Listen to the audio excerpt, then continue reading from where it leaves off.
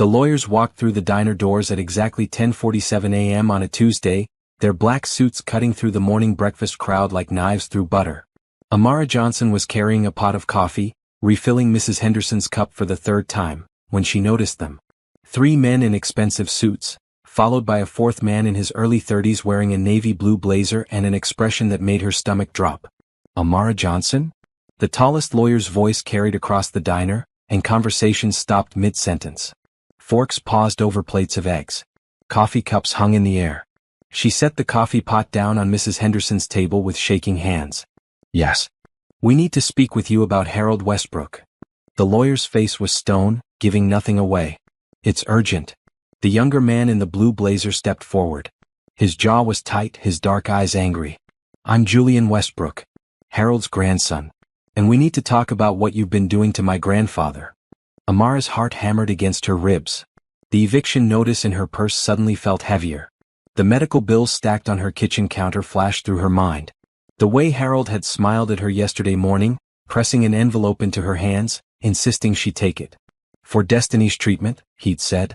Please. Let me help. I haven't done anything wrong, she whispered, but her voice barely carried. Her legs felt weak. That's what we're here to determine.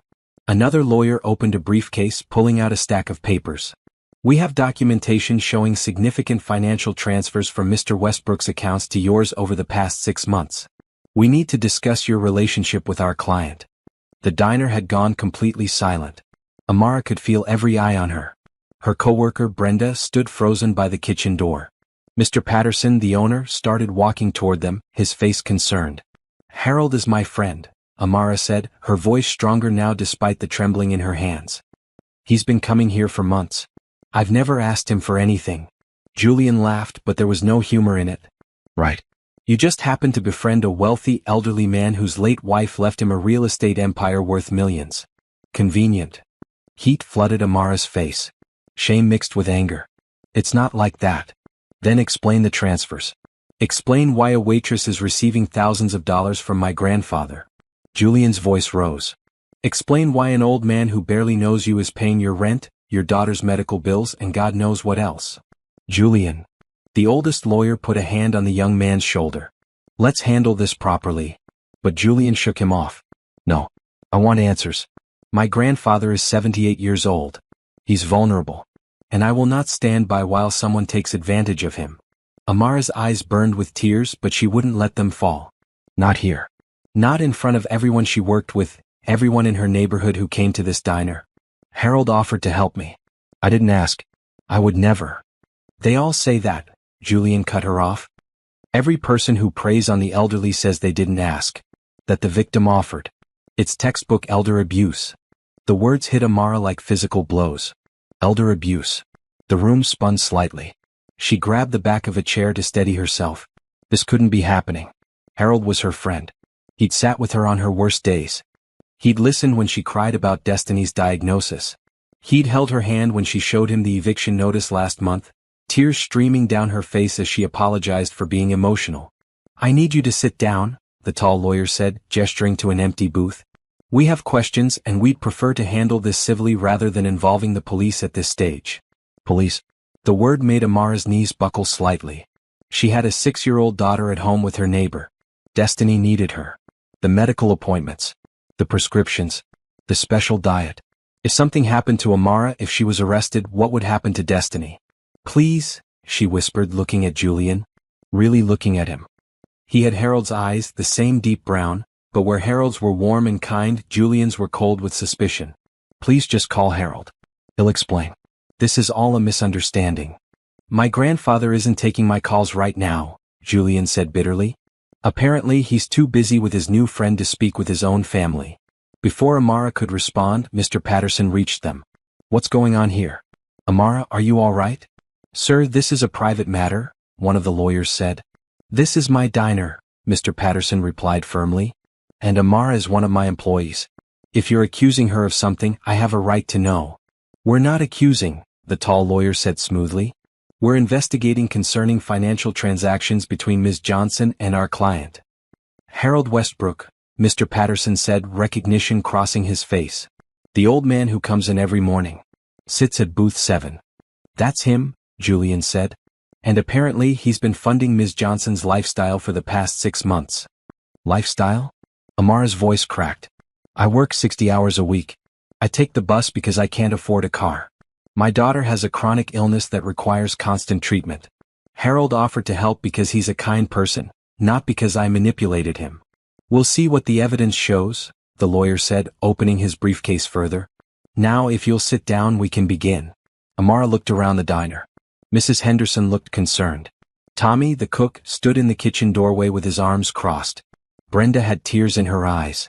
These people knew her. They knew she worked hard, that she was honest, that she struggled but never complained. But looking at Julian's face, at the lawyer's professional detachment, Amara realized none of that mattered. To them, she was just another person trying to take advantage of an old man. No matter what she said, they'd already decided she was guilty. The diner door opened again. Everyone turned. Harold Westbrook stood in the doorway, his silver hair neatly combed, wearing his usual cardigan over a pressed shirt. But his face was different than Amara had ever seen it. His jaw was set, his eyes blazing with an anger that transformed his usually gentle features into something formidable. Julian, Harold's voice cut through the diner like thunder. What the hell do you think you're doing? Have you ever been judged unfairly, accused of something you didn't do? Amara's world is about to turn upside down, but will the truth save her, or destroy everything she's built? Subscribe and comment below what you think happens next. Your support means everything to this story. The February morning 6 months earlier had been brutally cold. Amara arrived at the diner at 5:30 a.m., her coat thin against the wind, her fingers numb as she unlocked the side entrance. The early shift paid an extra $1 per hour and she needed every cent. She was setting up the coffee station when Harold first walked in at 8 a.m. He moved slowly, carefully, using a wooden cane. His shoulders were hunched beneath a thick winter coat, and his face had the hollow look of someone who hadn't slept properly in a long time. Good morning, Amara called out, grabbing a menu. Sit anywhere you'd like. He chose booth 7 by the window. Not because of the view, Amara would later learn, but because it was where he used to sit with his wife, Eleanor, every Sunday morning for 43 years. Coffee? Amara asked, pot already in hand. Please. Black. His voice was rough and used. She poured carefully, noting the way his hands shook slightly as he lifted the cup. Take your time with the menu. No rush. Thank you, he said, and something in his tone made Amara pause. It wasn't just gratitude. It was relief, as if he'd expected something different. Something colder. She left him to study the menu and returned to her other tables. The morning rush started. Construction workers needing quick breakfasts, office employees grabbing coffee to go, the regular retired folks who came for companionship as much as food. When she returned to booth 7, Harold was still looking at the menu, but his eyes were distant. Need a recommendation? Amara asked gently. He looked up, startled, as if he'd forgotten where he was. What's good here? The pancakes are famous. Mr. Patterson makes them from his grandmother's recipe. The omelets are great too. Real cheese, fresh vegetables. And Tommy, our cook, makes the best hash browns in 3 counties. A small smile touched Harold's lips. Your enthusiasm is convincing. I'll have the pancakes and 2 eggs scrambled. Good choice, Amara wrote it down. And I'll keep that coffee coming. She delivered his food 15 minutes later, and he ate slowly, methodically, like someone who'd lost the joy in eating but maintained the routine. When Amara came to refill his coffee, she noticed he'd barely touched the pancakes. Not good? She asked, concerned. No, they're excellent, Harold said quickly. I'm just not as hungry as I thought. Something in his eyes stopped Amara from walking away. A loneliness so deep it was almost visible. She glanced around the diner. The rush had passed. Only a few tables were occupied and Brenda could handle them. Mind if I sit for a minute? Amara asked. My feet are killing me and you look like you could use some company. Harold's eyes widened slightly. I don't want to take up your time. You're not. Promise? She slid into the booth across from him. I'm Amara, by the way. Amara Johnson. Harold Westbrook. They sat in comfortable silence for a moment. Amara knew better than to push. Sometimes people needed quiet more than conversation. My wife died 3 months ago, Harold said suddenly, staring at his coffee. Cancer. She fought for 2 years, but in the end. I'm so sorry, Amara said softly. We used to come here every Sunday. This booth. She'd order the waffles, I'd get the eggs Benedict. We'd read the newspaper together, do the crossword puzzle. 43 years of Sundays. His voice broke slightly. I don't know why I came today. Tuesday isn't Sunday. But the house is so quiet. Amara reached across the table and gently placed her hand over his. You came because you needed to. That's reason enough. Harold looked at their hands, then at her face. You're very kind. You deserve kindness, Amara said simply. We all do. Your tables? Harold gestured to the other customers. They're fine. Brenda's got them. Amara smiled. Tell me about your wife. What was her name? Eleanor. Ellie. Harold's face softened. She was a teacher. 3rd grade. She used to say that 8-year-olds were the perfect age because they still believed in magic but could have real conversations. She retired 10 years ago and we were going to travel. See all the places we'd put off. But then she got sick and... You took care of her, Amara finished. I tried. But watching someone you love fade. Harold shook his head. I'm sorry. You don't need to hear this. I asked because I want to hear it, Amara said. Sometimes talking helps. They talked for 20 minutes. Harold told her about Eleanor's love of gardening, her terrible singing voice that she inflicted on him anyway, the way she'd leave notes in his lunch every day even after he retired. Amara listened, really listened, the way she wished someone had listened to her when her husband, Terrence, walked out. When Harold finally left, he insisted on paying for a meal he'd barely eaten and left a $5 tip on a $12 bill. He seems nice, Brenda said, watching him walk slowly to his car through the window. He's lonely, Amara replied quietly. Aren't we all? Brenda said, but not unkindly. That evening, Amara returned to her apartment exhausted. The bus ride took 40 minutes, and by the time she climbed the 3 flights to her unit, her feet were screaming. Her neighbor, Mrs. Chin, opened her door as Amara passed. Destiny was good today, Mrs. Chin said in her accented English. We did homework, she ate lunch. But she was coughing more. Worry spiked through Amara's chest. Bad. Not bad, but more than yesterday. You have her medicine? Yes. Thank you so much for watching her, Mrs. Chin. I don't know what I'd do without you. She's a good girl. No trouble. Mrs. Chin smiled. You work too hard, Amara. Bills don't pay themselves, Amara said, trying to keep her voice light. Inside the apartment, Destiny was coloring at the small kitchen table, her inhaler within reach. At 6 years old, she looked fragile, her brown skin paler than it should be, dark circles under her eyes that no child should have. Mama? Destiny looked up, her face brightening. She wore a red sweater that Amara had found at the thrift store, bright and cheerful. Hey, baby girl. Amara kissed the top of her daughter's head. How are you feeling? Okay. Mrs. Chin made me soup. That was nice of her. Amara looked at the drawing. A house with flowers and a big sun. This is beautiful. It's us, Destiny explained. You and me in our house when I'm better. Amara's throat tightened. You will be better, sweetheart. The doctors are helping. But the medical bills told a different story. They sat in a folder on top of the refrigerator, growing thicker each month. The treatments Destiny needed weren't fully covered by Amara's basic insurance. The specialist, the test, the medications. It was drowning them. That night, after Destiny fell asleep, Amara sat at the kitchen table with her calculator and bills. Rent, $950. Electric, $87. Utilities, $65. Phone, $45. Groceries, $200 if she stretched. Destiny's medications, $150 for the copays. The medical debt that went to collections last month, $2,400. Her paycheck, $1,800 for a good month with tips. The math didn't work. It never worked. She thought about Terrence, her ex-husband, who'd left 6 months after Destiny's diagnosis. I can't handle this, he'd said. It's too much. She's sick all the time and you're always stressed and I just can't. He sent $50 a month when he remembered. Sometimes 2 months would pass with nothing. Amara put her head in her hands. She was so tired of fighting, of working, of pretending everything was fine when it wasn't. But giving up wasn't an option. Destiny needed her. She went to bed at midnight and woke at 5 a.m. to do it all again. Harold came back the next day. And the day after that. Always booth 7. Always at 8 a.m. By the end of the week, Amara knew his order by heart. Pancakes, 2 scrambled eggs, black coffee, orange juice on Thursdays. He started staying longer, reading the newspaper, occasionally doing the crossword puzzle. Amara would sit with him during slow periods and their conversations grew deeper. She told him about Destiny, though not about the bills. She never mentioned the struggles. That wasn't why she talked to him. She talked to him because he listened, because beneath his grief was a sharp mind and a kind heart, because he made her laugh with stories about Eleanor's attempts to teach him to dance. She'd put on Sinatra and insist we practice, Harold said one morning. I have 2 left feet, but she never gave up. Even near the end, when she could barely stand, she'd make me hold her and sway to the music. That's beautiful, Amara said. I miss dancing, Harold admitted. Isn't that strange? I was terrible at it, but I miss it anyway. It's not the dancing you miss, Amara said gently. It's her. Yes, Harold agreed. Always her.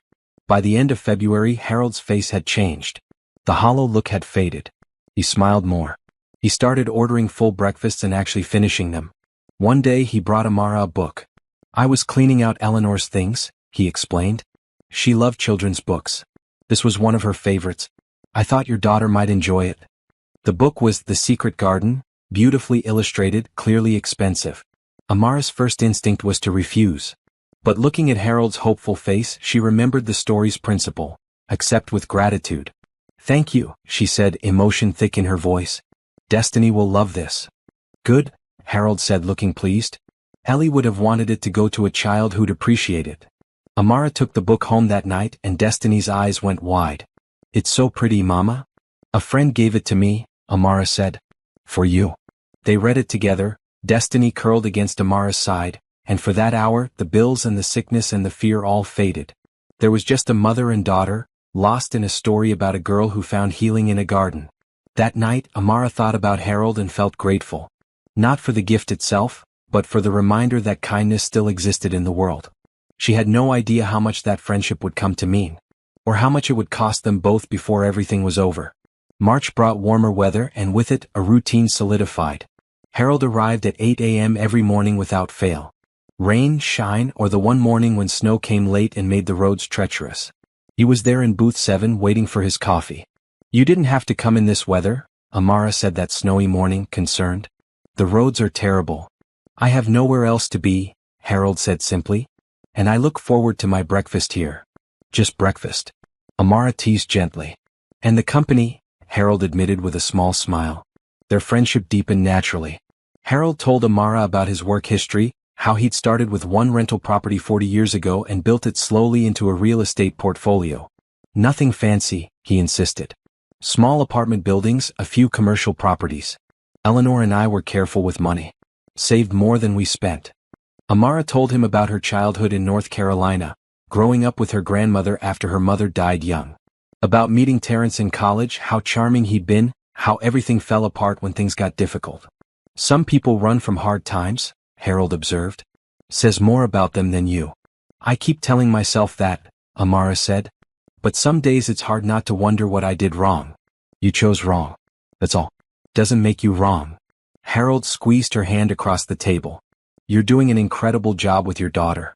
Anyone can see that. These conversations happened in stolen moments. 10 minutes here while the diner was quiet. 5 minutes there while Brenda covered her tables.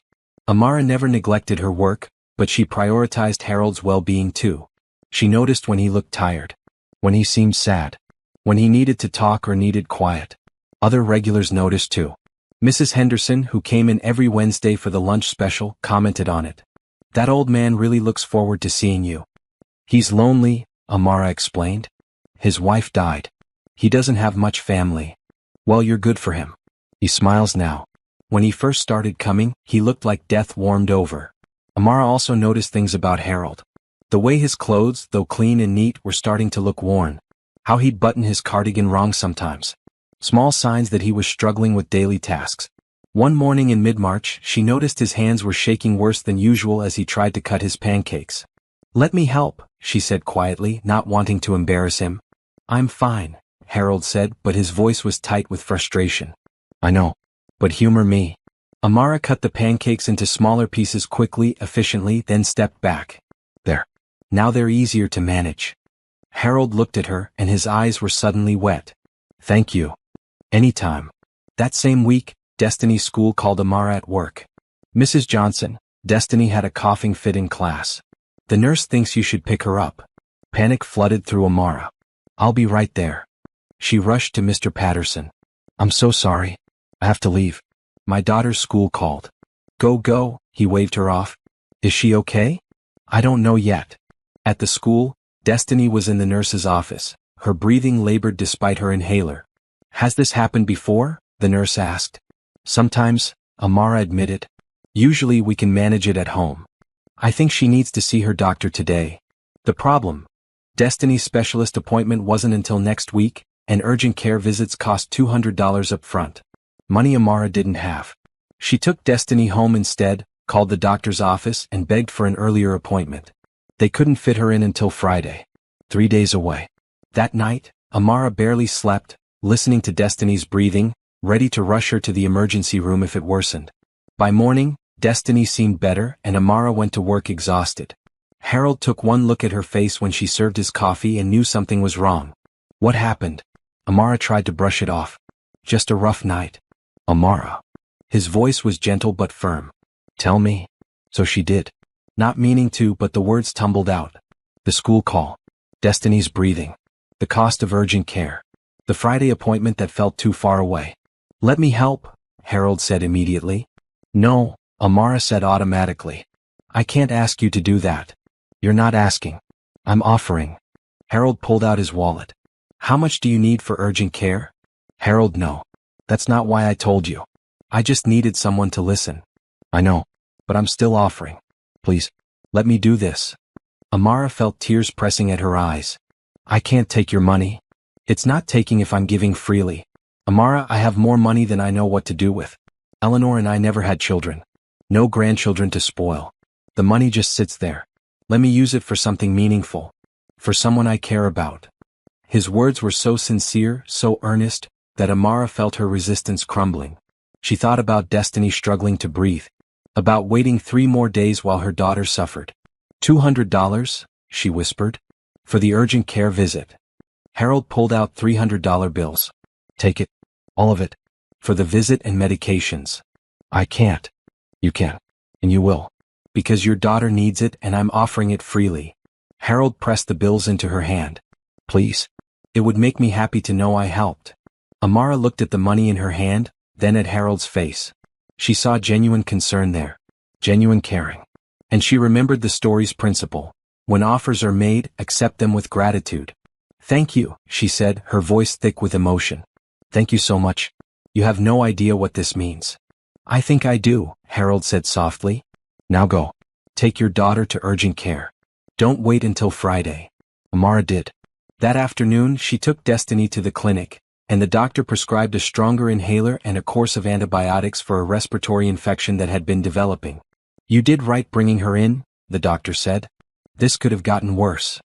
That night, tucked into bed with her new inhaler close by, Destiny looked up at Amara.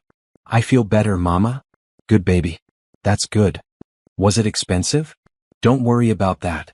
But I heard you on the phone. You were worried about money. Amara stroked her daughter's hair. A friend helped us. A very kind friend. Like an angel? Yes, Amara smiled. Just like an angel. The next morning, Amara came to work early and baked Harold a batch of cookies. Nothing fancy, just chocolate chip from a box mix but made with care. She presented them to him with his coffee. What's this? Harold asked, surprised. Thank you, cookies. I can't repay you with money, but I can bake. Harold bit into one and smiled. These are delicious. Better than Eleanor's, but don't tell her I said that. Your secret is safe with me. How's Destiny? Much better. The medication is working. You saved us, Harold. Really saved us. You would have figured it out, Harold said. You always do. I just made it a little easier. But it wasn't a little easier. It was everything. And Harold continued to help in small ways. A children's book here. A scarf there when he noticed Amara's was threadbare. The toy for Destiny. Small kindnesses that added up to something huge. Other diner staff noticed. That old man really likes you, Brenda said one day. We're friends, Amara replied. He's got money, Amara. You can tell by his watch, his car. If he wants to help, let him. I don't want him thinking I'm using him. You're not. Trust me, I've seen people who use folks. You're not one of them. You care about him as a person. That's different. Amara thought about that. She did care about Harold. Not because of his money, which she'd only recently realized he had. She cared because he was kind, because he listened, because he'd become a constant in her chaotic life. And maybe that was okay. Maybe friendship meant accepting help sometimes, just as it meant offering it. By the end of March, Harold brought Amara an envelope. Inside was a check for $500. "What's this for?" she asked, shocked. "Rent. Bills. Whatever you need. I know you're struggling, Amara. Let me help." "Harold, I can't. This is too much. It's not enough. Please. For my peace of mind. I lie awake at night worrying about you and Destiny. Let me help carry the burden." Amara looked at the check. At Harold's earnest face. At the kindness in his eyes that reminded her so much of her grandmother. "Okay," she said quietly. "Okay. Thank you. Thank you so much." She used the money to pay the electric bill that was 2 months overdue. To buy groceries without counting every penny. To refill Destiny's prescriptions without panic. That night, Destiny had seconds at dinner for the first time in weeks. "This is yummy, Mama. Eat up, baby girl. Are we going to be okay?" Amara looked at her daughter's hopeful face. "Yes, we're going to be okay." And for the first time in a long time she believed it. April arrived with blooming flowers and renewed hope, but also with a phone call that shattered Amara's fragile sense of security. She was at work, wiping down tables during the mid-morning lull when her phone buzzed. "Miss Johnson? This is Dr. Patel from Riverside Children's Hospital. I've been reviewing Destiny's test results from her last appointment." Amara's heart dropped into her stomach. She stepped outside into the parking lot, away from customers. "What's wrong?" "Destiny's lung function has decreased significantly over the past 3 months. Combined with her other symptoms, I think we need to consider more aggressive treatment options." "What kind of options?" "There's a new therapy program. It's shown excellent results in children with Destiny's condition. But it's intensive. 3 sessions a week for 6 months, specialized medications, regular monitoring." "How much?" Amara's voice was barely a whisper. Dr. Patel was quiet for a moment. "With your insurance, you're looking at approximately $400 per week in copays and medications. That's about $1,600 a month." The number hit Amara like a punch. $1,600 a month. She made less than $2,000 after taxes. "I know it's a lot," Dr. Patel continued gently. "But without this treatment, Destiny's condition will likely worsen. There are payment plans, assistance programs I can connect you with." "I need to think about it," Amara managed. "Of course. But don't wait too long. Her lungs are weakening." After the call ended, Amara stood in the parking lot, shaking. The spring sunshine felt mocking. Around her, people went about their normal days while her world collapsed. She couldn't afford the treatment. Even with Harold's help, even with extra shifts, the math didn't work. She'd have to choose between Destiny's health and keeping a roof over their heads. When she went back inside, Harold was at his usual table. He took one look at her face and stood up. "What happened?" Amara shook her head. "I'm fine. Just a phone call." "You're not fine. Sit down. I have tables. They can wait. Sit." Something in Harold's tone made Amara obey. She slid into the booth across from him and suddenly everything poured out. The doctor's call. The new treatment. The impossible cost. The choice she couldn't make. $1,600 a month? Harold repeated. "I can't afford it. I can barely keep up with what we have now. But if I don't do the treatment, she'll get sicker." Dr. Patel said her lungs are weakening. "What if I lose her, Harold? What if I can't save my own daughter because I don't have enough money?" Tears finally came, hot and angry. Amara never cried at work, but she couldn't stop them now. Harold reached across the table and took both her hands. "Listen to me very carefully. You will not lose Destiny. She will get the treatment. All of it. I can't ask you to pay for it. You're not asking. I'm telling you. I will cover the treatment costs. All of them. For as long as she needs. That's thousands of dollars. Tens of thousands over 6 months. I have it. Amara, Eleanor and I were very comfortable. The properties, the investments, everything has just been sitting there since she died. I have more money than I could spend in 2 lifetimes. Let me use it for something important. For Destiny."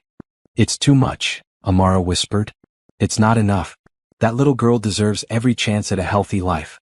And you deserve to not have to choose between her health and your rent." Harold's grip on her hands tightened. "Please, let me do this. For both of you." Amara looked at their joined hands. At Harold's sincere face. She thought about Destiny's labored breathing. About the fear in her daughter's eyes when she couldn't catch her breath. About the possibility of losing her baby girl. The story's principle echoed in her mind. When help is offered, accept it with gratitude. Okay, she said, her voice breaking. Okay. Thank you. Thank you so much. Don't thank me yet. We need to set this up properly. Do you have the doctor's information? They spent the next hour during Amara's lunch break calling the hospital, talking to billing departments, setting up payment arrangements. Harold gave the hospital his credit card information directly, establishing himself as a guarantor for all of Destiny's treatment costs. We'll bill you monthly, the hospital administrator said. Is that acceptable? Perfectly acceptable, Harold replied. Whatever she needs. No limits. When they finished, Amara felt dizzy with relief and disbelief. I don't know how to repay you. Be my friend, Harold said simply. Keep sitting with an old man during your breaks. Keep making me laugh. Keep treating me like a person instead of a bank account. That's payment enough. You're so much more than a bank account. I know, because you see me that way. Most people in my life only ever saw the money, the properties, the potential inheritance. Even my own grandson barely calls unless he needs something. This was the first time Harold had expressed bitterness about Julian. You have a grandson? Julian. He's 32. Smart, driven, works in finance in the city.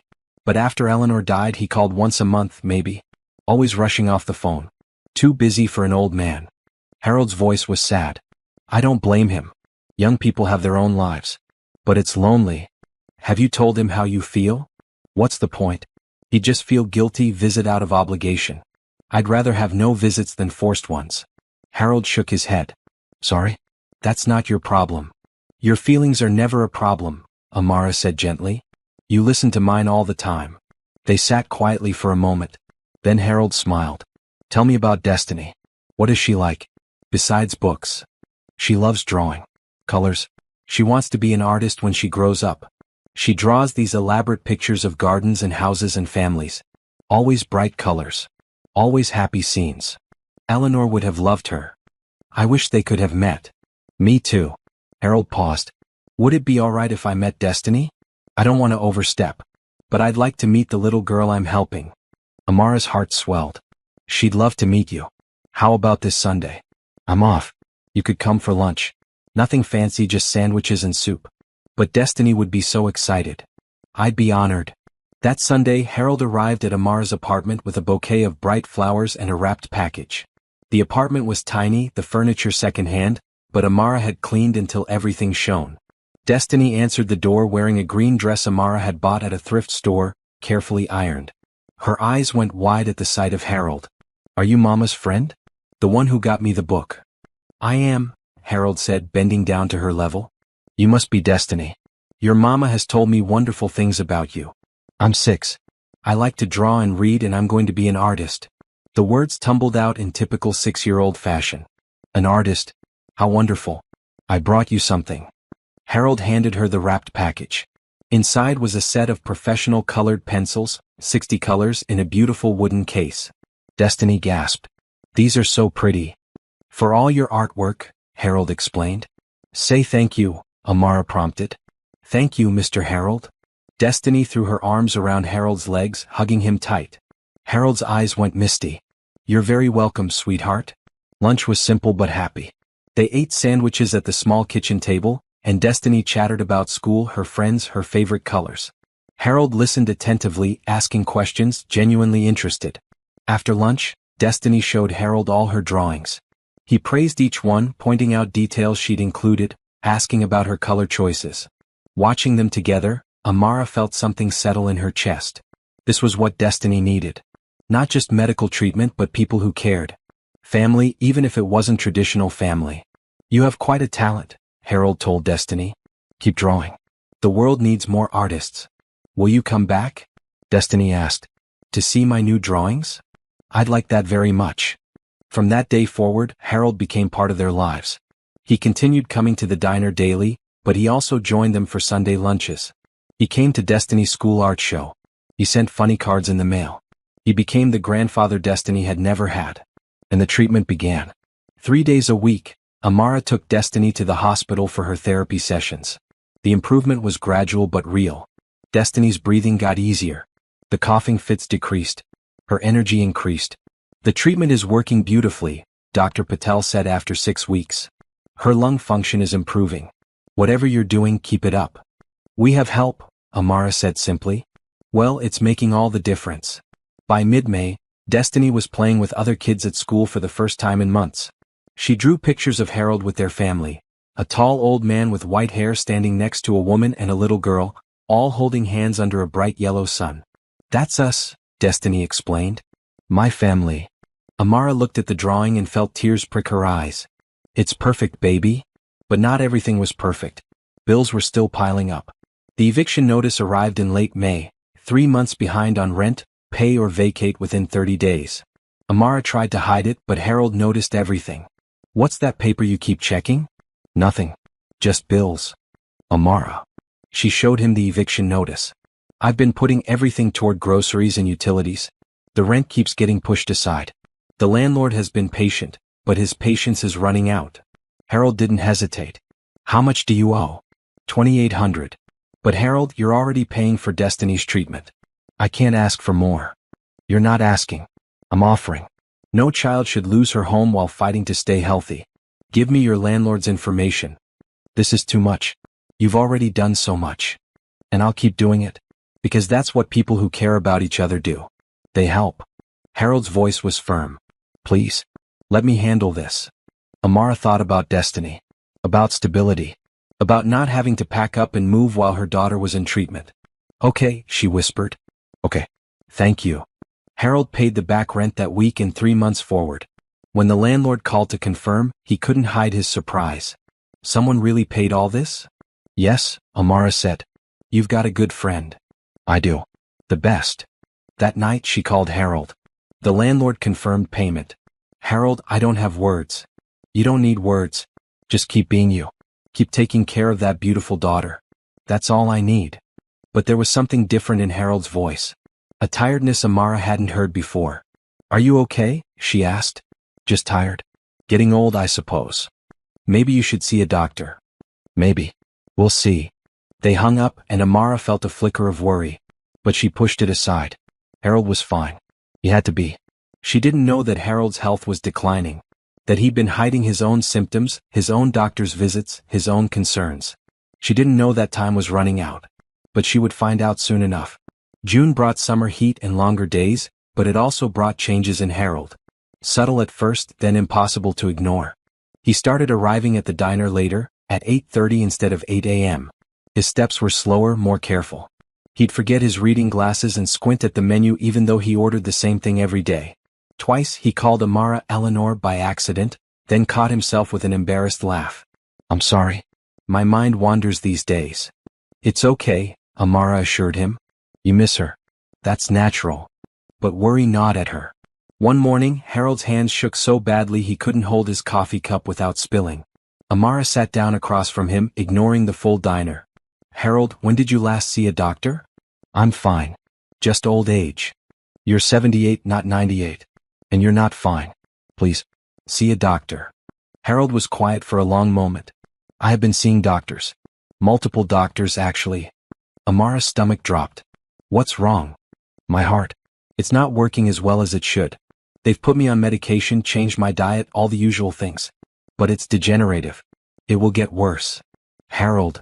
Amara's voice broke on his name. I'm not telling you to upset you. I'm telling you because you deserve to know. You've become important to me, Amara. You and Destiny both. I need to make sure you're taken care of. We're not your responsibility. You're my family. The family I chose. That makes you absolutely my responsibility. Harold pulled out a folder from his bag. I've been talking with my lawyers. Setting things up. Your will. Among other things. I'm establishing a trust fund for Destiny's medical care. Enough to cover her treatment for years even after I'm gone. And I'm setting up monthly payments for you. Not charity. Think of it as salary for being my friend, my companion in my final years. Harold, stop. You're not dying. We're all dying, Amara. Some of us just know the timeline better than others. He pushed the folder toward her. Please. Look at these. Sign where indicated. It's all legal, all proper. Amara opened the folder with shaking hands. Documents about trusts, medical funds, monthly stipends. Amounts that made her dizzy. This is too much. Your family. My family? Harold's laugh was bitter. I have Julian. My only grandson. Smart kid, But he doesn't care about an old man beyond what he might inherit. He calls every few weeks, asks how I'm doing, but I can hear him multitasking during our conversations. Typing on his computer. Checking his phone. I'm an obligation to him. Have you told him about your heart? I mentioned it once. He said, "That's rough, Grandpa," and changed the subject to his latest business deal. Harold shook his head. Eleanor used to say I spoiled him. Gave him too much, expected too little. Maybe she was right. But it's too late to change that now. It's never too late. I'm tired of reaching out to someone who doesn't reach back. I'd rather spend my time with people who actually want to be around me. Harold smiled at her. Like you and Destiny. Does Julian know about the trust? About helping us? No. And I don't plan to tell him.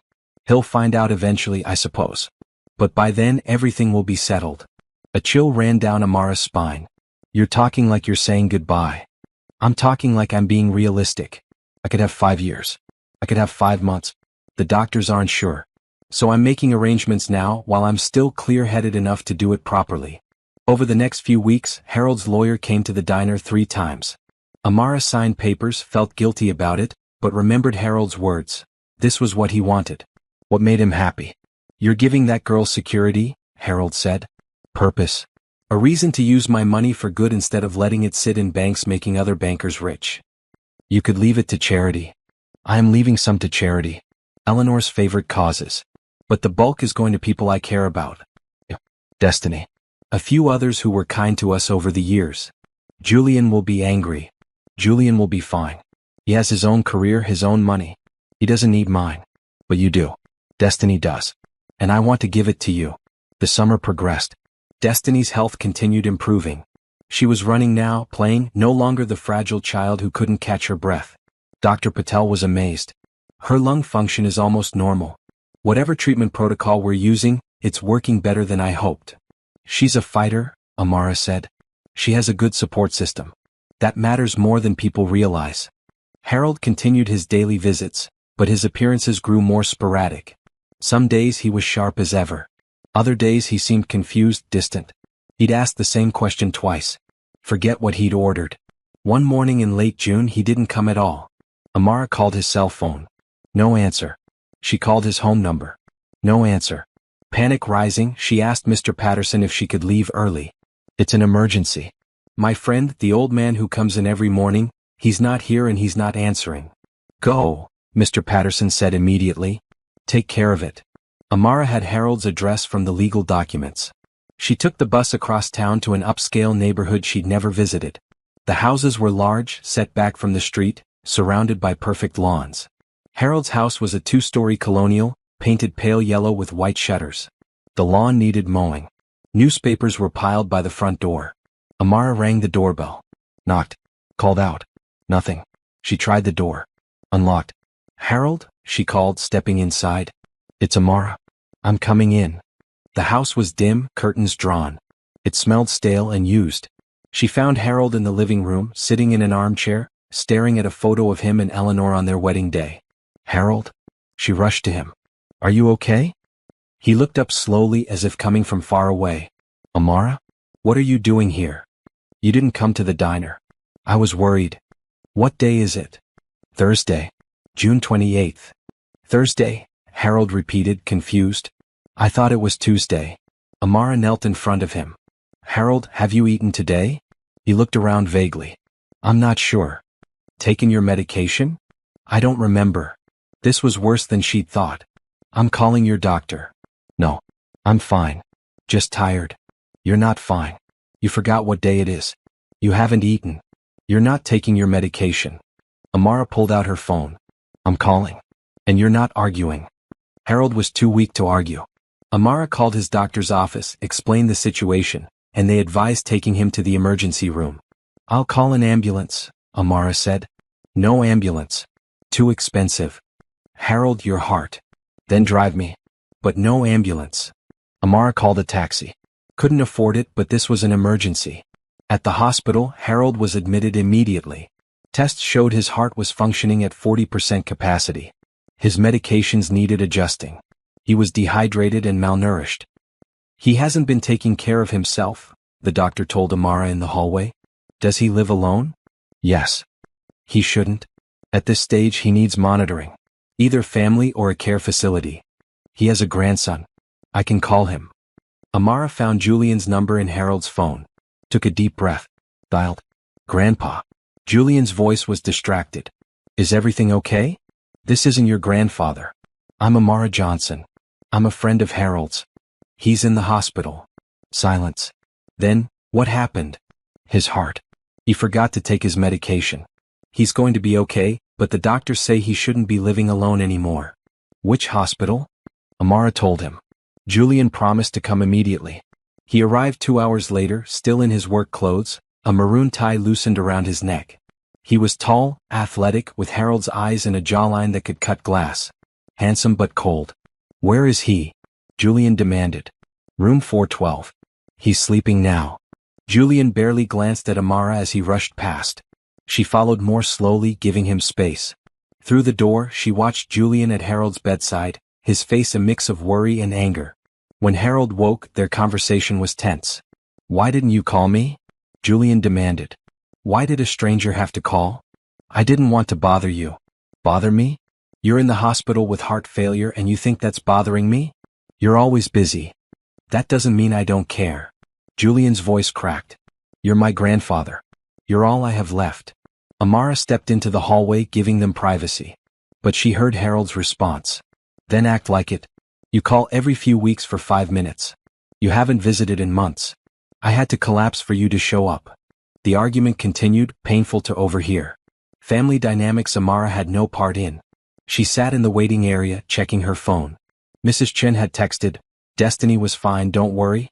Julian emerged an hour later. He looked exhausted, aged beyond his 32 years.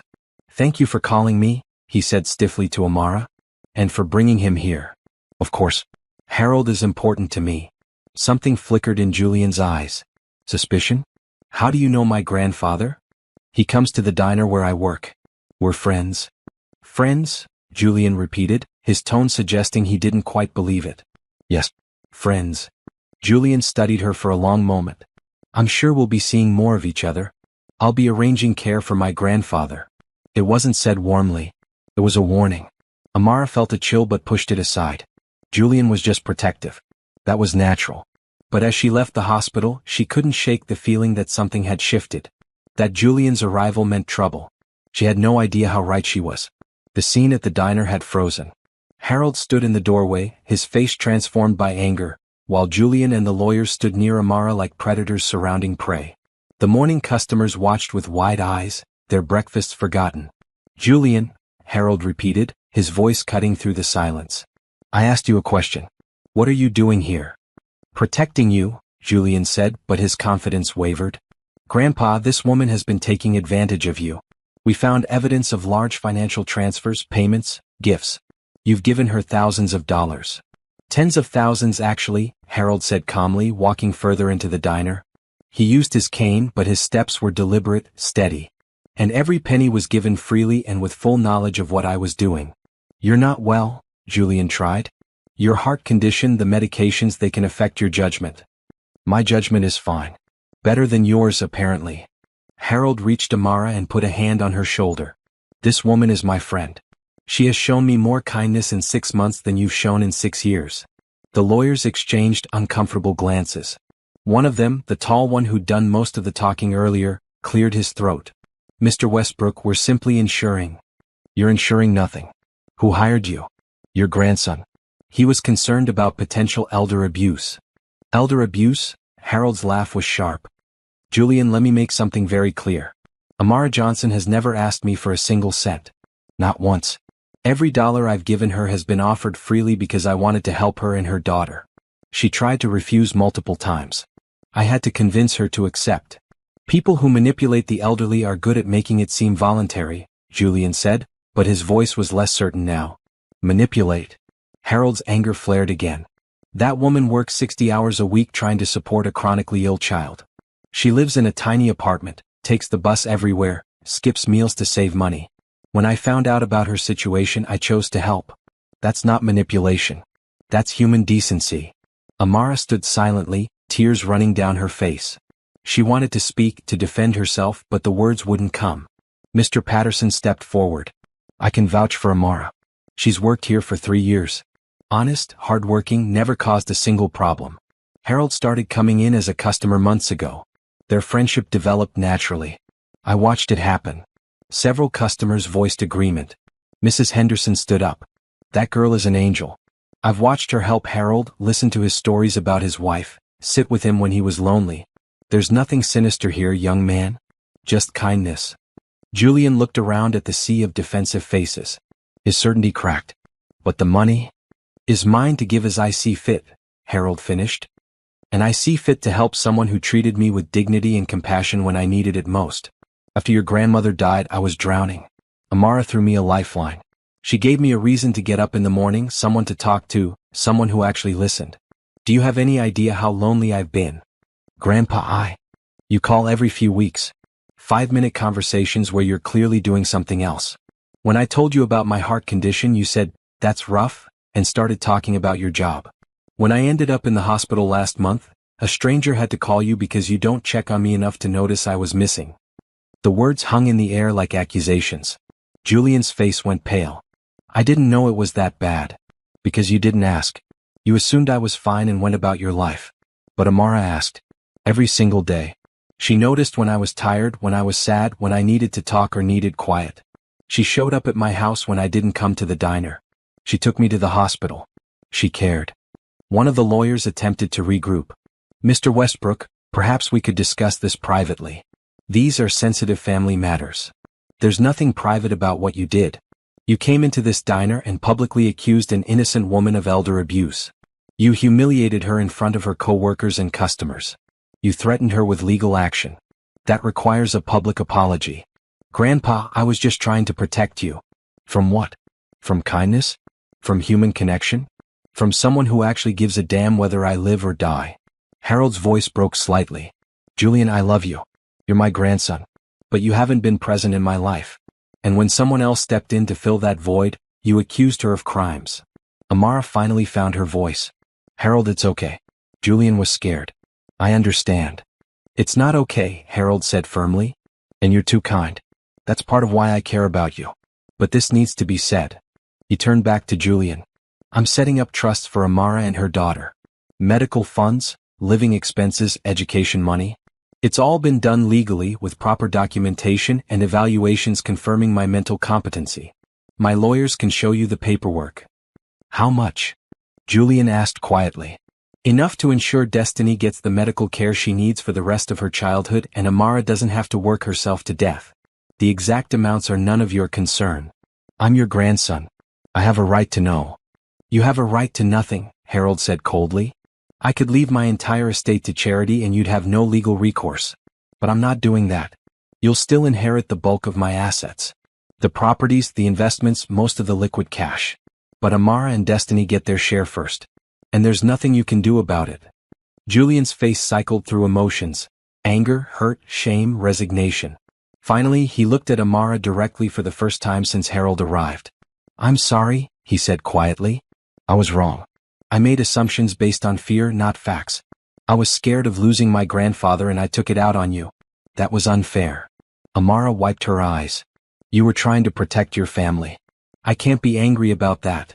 You should be angry, Julian said. I accused you of terrible things without even talking to you first. I brought lawyers to your workplace and tried to intimidate you. That's not okay. But I forgive you anyway, Amara said softly. Because forgiveness is the only way forward. Harold looked at her with such pride and affection that several customers teared up. See, Julian? That's the kind of person she is. You should try to learn from her. The lawyers were backing toward the door, clearly wanting to escape the situation. The tall one addressed Harold. Mr. Westbrook, given these circumstances, I think it's best if we withdraw from this matter. Agreed. And I expect no bill for today's harassment of Ms. Johnson. Of course. Our apologies. They filed out quickly, leaving Julian standing alone near the door. He looked lost, a confident man suddenly uncertain. I really am sorry, he said again to Amara. To you and to my grandfather. I've been a terrible grandson. You've been busy, Harold said, his anger fading into sadness. But busy is a choice, Julian. I won't be around forever. Decide what you want our relationship to be before it's too late. I want to be better. To do better. If you'll let me. Julian's voice was sincere now, stripped of defensiveness. I know I don't deserve another chance, but I'm asking for one anyway. Harold studied his grandson for a long moment, then sighed. Eleanor always said people deserve second chances. Fine. But you have to earn it. Starting with a real apology to Amara. Not just words. Action. What would that look like? That's for you to figure out. The diner had slowly resumed normal noise levels, though everyone was still paying attention to the drama. Mr. Patterson approached. Harold, why don't you sit down? I'll get you some coffee. On the house. Thank you, James. Harold let Mr. Patterson guide him to booth 7. Amara automatically reached for a coffee pot. Julian hesitated, then followed. May I sit? Harold gestured to the opposite seat. Julian slid in, looking uncomfortable. Amara poured coffee for both of them, her hands still shaking slightly. I'll give you two some privacy. Stay, Harold said. Please. You're part of this conversation. She sat next to Harold, feeling awkward. This was family business. But Harold wanted her there, so she stayed. Tell me about Destiny, Julian said to Amara. Her illness. What she's dealing with. It was an olive branch. Amara took it. She was diagnosed with chronic pulmonary issues when she was 4. It got worse over time. Breathing problems, constant infections, limited energy. We've been fighting it for 2 years with basic treatments, but it wasn't enough. And now? Now she's on an advanced treatment protocol. It's working. She's healthier than she's been in years. She plays with other kids. She runs. She's starting to live a normal childhood. Because my grandfather is paying for it. Yes. The treatment costs $1,600 a month. I couldn't afford it. Harold offered to help. I tried to refuse, but he insisted. And it's saving her life. Julian absorbed this. How old is Destiny? 6. And her father? Gone. He left when she was diagnosed. Couldn't handle it. Julian's jaw tightened. That's terrible. You've been doing this alone? I have help now. Harold. My neighbor who watches Destiny while I work. The doctors. People have been kind. More than I was today. Today was a misunderstanding. Today was me being an ass, Julian corrected. Call it what it is. Harold sipped his coffee. At least you can admit it. That's growth. The three of them sat in uncomfortable silence. Finally, Julian spoke again. I want to see Destiny. Meet her. If that's okay with you, Amara. I promise I'm not trying to investigate or anything. I just want to understand who my grandfather has been helping. Amara looked at Harold, who nodded encouragingly. Okay. You can come to Sunday lunch. We have it every week. Harold comes. It's nothing fancy, just sandwiches, but you're welcome. I'd like that. Thank you. And Julian, Harold added. You should know Amara's apartment building is older, not in the best neighborhood. Don't judge. She works with what she has.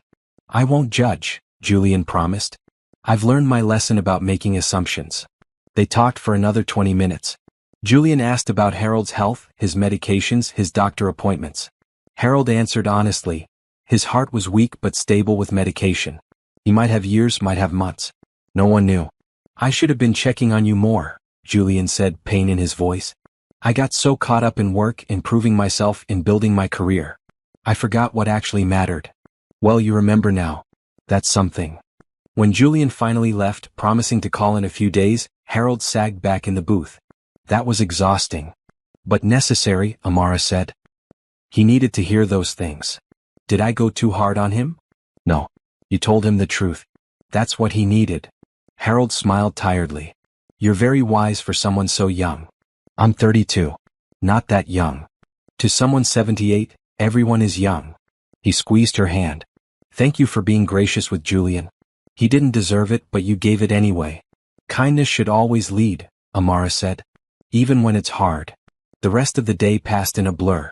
Amara worked her shift, deflecting curious questions from customers, accepting support from Brenda and Mr. Patterson.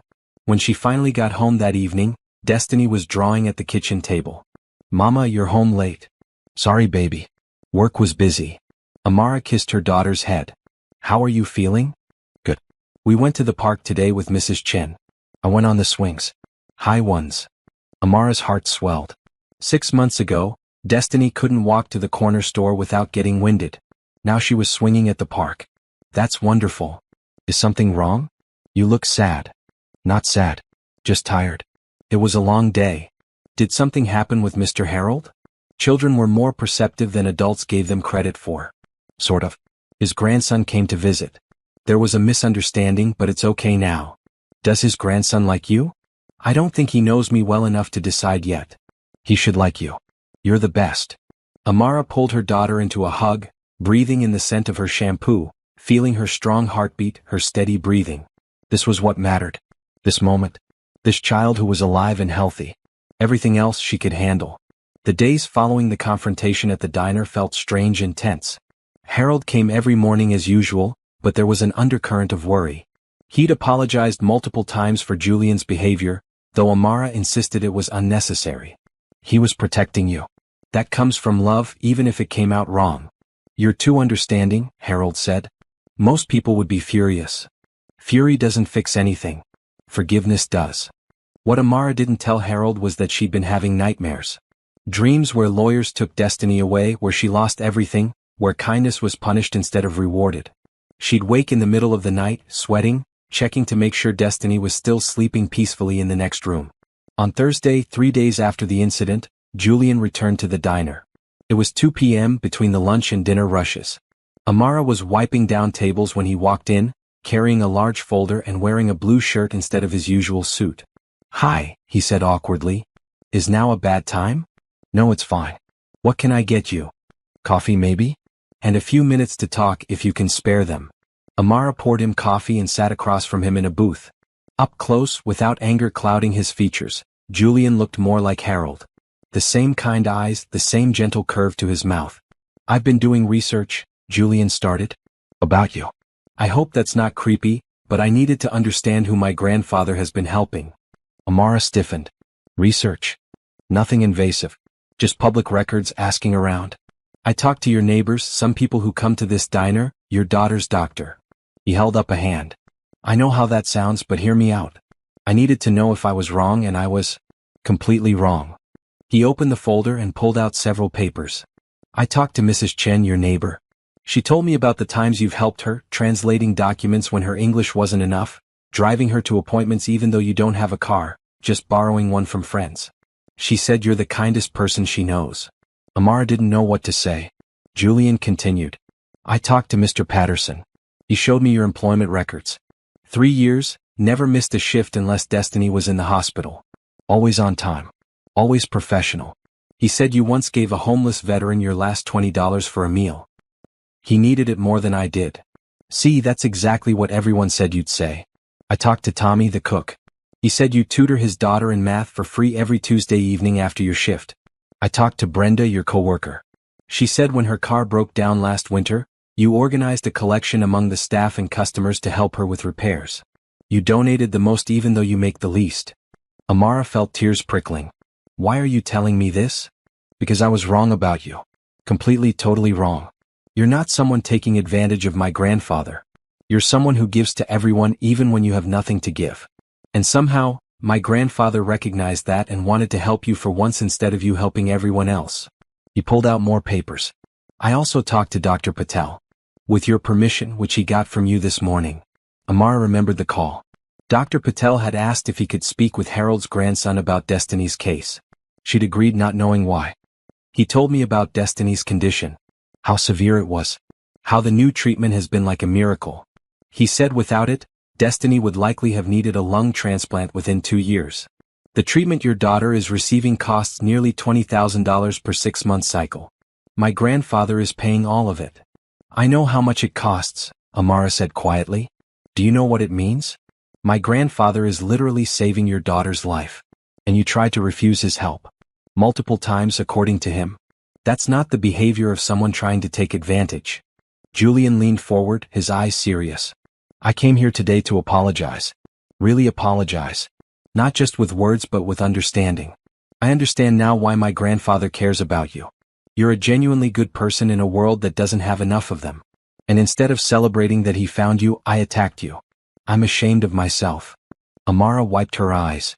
"You were scared. I understand fear. Fear isn't an excuse for cruelty. I was cruel to you. I made accusations without evidence. I brought lawyers to intimidate you. That's not okay, no matter what I was feeling. But you're here now making it right. That counts for something. Julian smiled slightly. You're incredibly gracious. My grandfather was right about you. He pulled out one more paper. This is the documentation for your trust fund. My grandfather showed me everything. The amounts, the structure, the legal protections. It's all legitimate, all properly done. You're set up to receive monthly payments for the next 10 years, plus a separate medical fund for Destiny that will cover her treatment until she's 18. Amara looked at the numbers and felt dizzy. This is too much. It's not even a fraction of what my grandfather has. He's wealthy, Amara. Very wealthy. These amounts, while life-changing for you, are less than what he makes in interest each month from his investments. He can afford to be generous. But why me? Because you were kind when he was broken. Because you saw him as a person, not a bank account. Because you listened when no one else would. Because you showed him that life still had purpose after my grandmother died. Julian's voice grew thick with emotion. Because you did what I should have been doing, and I'll be grateful to you for that for the rest of my life. They sat in silence for a moment. Then Julian spoke again. The invitation still stands? For Sunday lunch? Yes. Come at noon. Harold will be there. I'd like to bring something. Flowers? Dessert? Destiny loves cookies. Any kind. Cookies it is. Julian stood, leaving money for the coffee. Thank you, Amara. For forgiving me when I didn't deserve it. For being the person my grandfather needed. And for letting me try to do better. After he left, Brenda came over. What was that about? Second chances, Amara said simply. Everyone deserves them. Sunday arrived with beautiful weather. Amara cleaned the apartment twice, nervous about Julian seeing where they lived. The building was old, the paint was chipped, the furniture was secondhand. But it was clean and filled with love, and Destiny's artwork covered every wall. Harold arrived first at 11:45, punctual as always. He brought flowers, bright yellow daisies that made Destiny squeal with joy. Mr. Harold, they're so pretty. For a pretty girl and her pretty mama, Harold said, bending down to hug Destiny. Julian arrived at noon exactly, carrying a pink bakery box and looking nervous. He wore jeans and a green polo shirt, casual in a way that suggested he'd thought carefully about not overdressing. Hi, he said when Amara opened the door. I brought cookies like you suggested. The bakery said these are popular with kids. Destiny peeked around Amara's legs, curious. Are you Mr. Harold's grandson? I am. You must be Destiny. Your mom told me you're an artist. I draw lots of things. Want to see? I'd love to. The ice broke immediately. Destiny dragged Julian to the kitchen table where her drawings were spread out. He exclaimed over each one, asking questions about her color choices, her subject matter. Watching them, Amara felt something ease in her chest. Harold caught her eye and nodded approvingly. Lunch was simple. Chicken salad sandwiches, fruit, chips. They ate at the small kitchen table that barely fit 4 people. Conversation flowed more easily than Amara expected. Tell me about your job, Amara said to Julian. I'm a financial analyst. Boring stuff really. I help companies manage their investments, plan their growth strategies. It's not boring, Harold interjected. He's very good at it. Made partner at his firm last year. Youngest person ever to do so. Julian looked embarrassed. Grandpa. What? I'm proud of you. Even if you're a workaholic who forgets to call his grandfather. I'm working on that, Julian said. I've blocked out Sunday afternoons. No work. Just family time. I'll believe it when I see it. After lunch, Destiny showed Julian her colored pencil set. Mr. Harold gave me these. They have 60 colors. 60? That's amazing. What's your favorite color to use? Purple. I'm drawing a purple garden. She pulled out her current project, an elaborate drawing of flowers and trees and butterflies, all in shades of purple. This is really good, Julian said sincerely. You have talent. Mama says if I practice I can be a real artist someday. Your mama is right. Watching Julian with Destiny, seeing his genuine interest and kindness, Amara felt her lingering worry dissolve. This was Harold's grandson. Family. And maybe, slowly, he could become part of their extended family too. As the afternoon wore on, Harold grew tired. I should head home. Rest a bit. I'll drive you, Julian offered immediately. My car is right outside. I can manage. Grandpa, let me help. Please. Harold looked at his grandson, really looked at him, and nodded. Okay. Thank you. After they left, Destiny helped Amara clean up. I like Mr. Julian. He seems nice. Do you think he'll come back? I hope so, baby. That night, After Destiny was asleep, Amara's phone rang. It was Julian. I just wanted to thank you again for today. Destiny is wonderful. You're doing an amazing job raising her. Thank you. That means a lot. And I wanted you to know I'm going to be around more. For my grandfather, yes, but also to help if you need anything. Not because I think you need rescuing, but because that's what family does. And Grandpa considers you family, which means I do too. Amara felt tears rise. We'd like that. Good. I'll see you next Sunday. And Amara? Thank you for giving me a second chance. Not everyone would. Everyone deserves a chance to do better. After hanging up, Amara sat in the quiet apartment, thinking about how life could change so quickly. How fear could transform into understanding, how anger could become friendship, how strangers could become family. She thought about Harold's kindness that started everything. About Julian's willingness to admit he was wrong. About Destiny sleeping peacefully in the next room, her breathing easy and unlabored. Hope, she realized, was a powerful thing. And kindness always led the way forward. The weeks following that Sunday lunch changed everything, though slowly and subtly. Julian kept his promise about blocking off Sunday afternoons. He showed up at Amara's apartment every week, always bringing something. Cookies, fresh fruit, a new book for Destiny. But he also started coming to the diner during the week. Not in a creepy way but casually. He'd stop by for coffee on his way to work, sit at the counter, chat with Amara during her breaks. Gradually she learned more about him. He'd lost his parents in a car accident when he was 12. Harold and Eleanor had raised him. They gave up their retirement travel plans to take care of a grieving, angry teenager, Julian told her one morning over coffee. I never properly thanked them for that. You were a child dealing with trauma, Amara said gently. They understood. Maybe. But when Grandma got sick, I threw myself into work instead of spending time with her.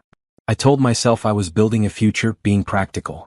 Really, I was running from watching another person I loved die. By the time she passed, I'd become an expert at avoiding emotional pain by staying busy. And then Harold was alone. And I kept avoiding. Kept working. Kept telling myself 5-minute phone calls were enough. They weren't. Julian stared into his coffee cup. I almost lost him because of my cowardice. If you hadn't been there, if you hadn't noticed he wasn't taking care of himself, he could have died alone in that house. Amara reached across the counter and squeezed his hand. But he didn't. And you're here now. That's what matters. You're very forgiving. I believe in second chances. And third chances. As many as it takes. Julian smiled, and Amara noticed it reached his eyes this time. He was slowly relaxing around her, becoming less the defensive grandson and more just a person trying to do better. One afternoon, Julian asked if he could visit Destiny's hospital therapy session. I want to understand what she's going through. What my grandfather has been helping with. Amara checked with Destiny first. A man wants to watch your therapy. Mr. Harold's grandson. Is that okay? Will he be sad? Some grown-ups get sad when they see me with the machines. Maybe a little. But I think he needs to see it. Okay. He can come. At the hospital the next Tuesday, Julian sat quietly in the corner while Destiny went through her respiratory therapy. The machines, the breathing exercises, the careful monitoring. It was routine for Destiny, but Julian watched with growing understanding on his face. Afterward, when Destiny was coloring in the waiting room while they talked to the doctors, Julian pulled Amara aside. I had no idea. When my grandfather said he was helping with medical costs, I pictured regular doctor visits, some medications. I didn't understand how intensive this is. 3 times a week for 6 months, Amara confirmed. Then we'll evaluate and see if she needs to continue. And if you hadn't been able to afford it? Her condition would have worsened. Maybe slowly, maybe quickly. We'd have ended up in emergency rooms, dealing with crises, possibly needing surgery or transplants. Dr. Patel said this preventive treatment is saving her from that future. Julian was quiet for a long moment. Then, my grandfather is a hero. He really is. And so are you. Raising her alone, working constantly, never giving up. That's heroic too. Amara felt her cheeks warm. I'm just doing what any mother would do. No, not any mother. A special one. The compliment hung in the air between them, and Amara felt something shift. A new awareness. She pushed it aside. Julian was Harold's grandson. This was complicated enough without adding romantic feelings. But over the following weeks, that awareness grew harder to ignore. The way Julian started lingering at the diner after other customers left. How he'd text her funny articles or pictures he thought she'd enjoy. How he'd started bringing coffee for both of them in the mornings, remembering that she took it with cream and 1 sugar. Brenda noticed. That man is interested in you. He's just being friendly. Girl, that's not friendly. That's interested. He looks at you like you hung the moon. He's Harold's grandson. It would be weird. What? Harold would probably love it. 2 people he cares about getting together. We're not getting together. We're barely friends. But Brenda just smiled knowingly. The truth came out on a Wednesday evening in late July. Amara had finished her shift and was waiting for the bus when Julian's car pulled up. Need a ride? He called through the window. I take the bus. It's fine. I know you take the bus. But I'm offering a ride. It's hot, you're tired, and I'm going your direction anyway. It wasn't true. His apartment was in the opposite direction. But Amara was tired, and the thought of the air-conditioned car was tempting. Okay. Thank you. They drove in comfortable silence for a few minutes. Then Julian spoke. I've been meaning to tell you something. About my research into you. Amara tensed. Okay. I talked to your ex-husband. You what? She spun to face him. I tracked him down. Called him. Told him I was looking into your character and wanted to hear his perspective. Julian, you had no right. I know. And I'm sorry. But I needed to understand the full picture. And what he said told me everything I needed to know about him and about you. What did he say? That you were difficult. That Destiny's illness made you crazy. That you wouldn't listen when he said you needed to accept she might not get better. That you wasted money on doctors and treatments that weren't working. That he left because you were destroying yourself and he couldn't watch it. Anger flooded through Amara. He said that. Yes. And then I asked him how much child support he pays. He said $50 a month when he remembers. I asked when he last saw his daughter. He said it had been about a year. Too painful to see her sick. I asked if he knew she was doing better now. He didn't. He didn't even know about the new treatment. Amara's hands were shaking. She pressed them against her legs. Then I told him exactly what I thought of him. That he abandoned a woman who needed support and a child who needed her father. That he was a coward who ran when things got hard. That Destiny was thriving now, beautiful and talented and smart, and he was missing it because he couldn't handle discomfort. Julian's voice was hard. He hung up on me. You shouldn't have called him. Probably not. But I'm glad I did. Because it confirmed what I already knew. You're raising an amazing child alone because her father was too weak to stay. You're working yourself to exhaustion because he won't help. You're fighting every day for her future while he pretends she doesn't exist. And somehow you're not bitter or angry. You're still kind, still hopeful, still believing the best in people. Tears were running down Amara's face now. I don't know what to say. You don't have to say anything. I just wanted you to know that I see you. Really see you. And I think you're incredible. They sat at a red light.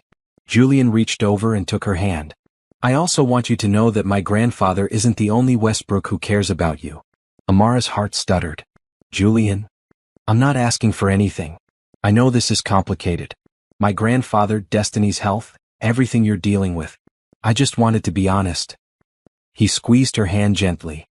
I think about you constantly. I look forward to Sundays because I get to see you. I come to the diner too often because being near you makes my day better. And I know it's too soon and maybe inappropriate, but I needed to tell you. The light turned green. Julian let go of her hand and drove. Amara stared out the window, her mind spinning. When they reached her apartment, she turned to him. I care about you too. But I'm scared. Of what? Of getting hurt again. Of Destiny getting attached and losing another father figure. Of complicating my friendship with Harold. Of everything falling apart. All reasonable fears, Julian said. So we'll take it slow. No pressure. Just spending time together, getting to know each other better. And if it grows into something more, we'll figure it out together. What about Harold? Grandpa already asked me about my intentions toward you. He did. Last Sunday. He pulled me aside and said, if you hurt that girl, I'll haunt you when I'm dead. Then he laughed and told me you deserved someone who'd put you first. He basically gave me his blessing, assuming I don't screw it up. Amara couldn't help but laugh. That sounds like Harold. So? Julian looked at her hopefully. Can we try? Slowly, carefully, but actually try. Amara thought about Terrence, about the pain of being left. Then she thought about Julian showing up every Sunday, bringing cookies for Destiny, listening to Harold's stories with genuine interest, texting her funny things just to make her smile. Okay, she said quietly. We can try. Julian's face lit up. Yeah. But slow. Really slow. Slowest pace ever. Glacial. Geological timescale slow. She laughed again and he grinned at her. There's that smile. I love that smile. Don't make me regret this. I won't. I promise. When Amara got upstairs, Mrs. Chen was sitting with Destiny. After the neighbor left, Destiny looked at her mother curiously. Why are you smiling? Am I smiling? A lot. Did something good happen? Amara hugged her daughter. Yeah, baby. Something good happened. That night, lying in bed, Amara thought about the past few months. How Harold had walked into the diner and changed everything. How Julian had gone from antagonist to potential partner. How Destiny was healthy and happy and growing stronger every day. Life was strange and surprising. Full of unexpected turns. But sometimes those turns led to beautiful places. She fell asleep smiling, hopeful about the future in a way she hadn't been in years. August brought sweltering heat and the 6-month mark of Destiny's treatment. Dr. Patel scheduled a comprehensive evaluation to assess her progress and determine next steps. Amara, Harold, and Julian all accompanied Destiny to the hospital for the appointment. In the waiting room, Destiny colored while the adults talked quietly. Harold looked friendlier than he had in the spring, his skin papery, his movements careful. But his eyes were bright with interest as Julian described a new investment strategy. You're sounding more like the Julian I used to know, Harold said. Before you became all work and no life. I'm trying to find balance. Better late than never. When Dr. Patel called them in, Destiny skipped ahead, comfortable in the hospital setting after months of regular visits. The doctor pulled up her charts, comparing current lung function tests to those from 6 months ago. This is remarkable, Dr. Patel said. Destiny's lung capacity has improved by 40%. Her oxygen saturation is consistently normal. The chronic inflammation has resolved. This is honestly better than I hoped. So the treatment worked? Amara asked, barely daring to hope. It worked beautifully. Destiny, you're doing amazing. How do you feel? Good. I can run now without getting tired. And I don't cough as much. That's wonderful. Now here's my recommendation. We're going to taper the intensive treatment. Instead of 3 times a week, we'll do once a week for 3 months. Then every other week for 3 months. If she remains stable, we can move to monthly monitoring. She'll stay on maintenance medication, but the hard part is over. Amara felt tears flooding her eyes. She's really better? She's really better. You did it, Destiny. You fought hard and you won. Harold put his arm around Amara's shoulders. Julian squeezed her hand. Destiny looked confused about why everyone was crying. Happy tears, baby, Amara explained. These are very happy tears. After the appointment, they went to Destiny's favorite restaurant to celebrate. It was a family diner chain, nothing fancy, but Destiny loved their pancakes. They ordered a feast: pancakes, burgers, milkshakes, fries. Can I have extra whipped cream? Destiny asked. Today you can have anything you want, Amara said. It's a celebration. While Destiny was distracted by her pancakes, Harold leaned toward Julian. I need to talk to both of you about something. Something serious. They put down their forks, immediately attentive. My heart is getting worse. The doctor wants me to consider some more aggressive interventions. Possibly surgery, though at my age the risks are significant. Grandpa, Julian's voice was tight. Why didn't you tell me? I'm telling you now. I have an appointment with a cardiac specialist next week. I'd like you both there. Amara, you have a way of asking the questions I forget. Julian, you understand the medical terminology better than I do. I need you both. Of course we'll be there, Amara said immediately. Whatever you need. The thing is, Harold continued slowly, I'm not sure I want surgery. I'm 78 years old. I've had a good life. A wonderful wife, a grandson I'm proud of, friends who make me happy. If my heart is going to give out, maybe I should let it. Don't talk like that, Julian said, his voice breaking. I'm being practical. Surgery at my age has maybe a 50% success rate. If it goes wrong, I could end up worse than I am now. Unable to care for myself, trapped in a hospital bed. That's not how I want to spend my final time. But if it goes right, you could have more years, Amara pointed out gently. That's the question, isn't it? Is the risk worth the potential reward? They were quiet, the celebration mood gone. Even Destiny sensed the shift and ate her pancakes silently. Let's hear what the specialist says, Julian finally suggested. Get all the information before deciding anything. Agreed. But I wanted you both to know where I stand. I'm not afraid of dying. I'm only afraid of dying badly. The specialist appointment the following week was sobering. Harold's ejection fraction, the measure of how well his heart pumped blood, had decreased to 35%. Normal was between 50 and 70%. Without intervention, you're looking at a steady decline, the specialist explained. More fatigue, more shortness of breath, eventual organ damage from poor circulation. Quality of life will decrease significantly. And with surgery? Harold asked. We'd implant a ventricular assist device. Essentially, a mechanical pump to help your heart function. It's major surgery, about 6 hours. Recovery is 4 to 6 weeks in the hospital, then extensive rehab. Risks. At your age, there's a 15% chance of death during surgery. Another 10% chance of serious complications that could leave you impaired. Stroke, bleeding, infection. So a 75% chance of success? Roughly, yes. If successful, you could gain years of quality life. Patients with your condition who receive the device typically live 2 to 5 years longer than those who don't. 2 to 5 years. Harold absorbed this. Can I think about it? Take a few weeks. But not too long. Your heart is weakening. The sooner we intervene, the better the outcome. In the parking lot afterward, Julian was openly crying. I can't lose you, Grandpa. Not when we just found each other again. You won't lose me. Whether I have surgery or not, I'll always be with you. Eleanor taught me that. She's been gone over a year, but I still feel her presence every day. That's not the same as having you here. Harold hugged his grandson. I know, but you'll be okay. You have Amara and Destiny now. A new family. You won't be alone. I don't want a new family. I want my grandfather. You can have both. Amara drove Harold home that day. Julian followed in his own car, neither man willing to leave the other alone. At Harold's house, they made tea and sat in the living room where pictures of Eleanor covered every surface. Tell me what you're thinking, Amara said to Harold. Really thinking, not what you think we want to hear. Harold was quiet for a long time. I'm tired. Bone tired. The kind of tired that sleep doesn't fix. I wake up every morning and everything hurts. My chest, my back, my legs. Moving takes effort. Breathing takes effort. I look at that surgery with its 6-hour duration and 6-week recovery, and I'm exhausted just thinking about it. But if it gives you more time, Julian started. More time for what? More pain? More decline? More watching my body fail? More time with us, Amara said softly. More Sunday lunches. More watching Destiny grow up. More stories about Eleanor. More life. Harold looked at her, then at Julian. That's the only thing that makes me consider it. You too. Destiny. Not wanting to leave you. Then don't, Julian pleaded. Have the surgery. Fight for those extra years. Let us take care of you during recovery. Let us help. And if the surgery goes wrong? If I end up in a coma or paralyzed or brain damaged? Then we'll still be there, Amara promised. Whatever happens, you won't be alone. Harold's eyes filled with tears.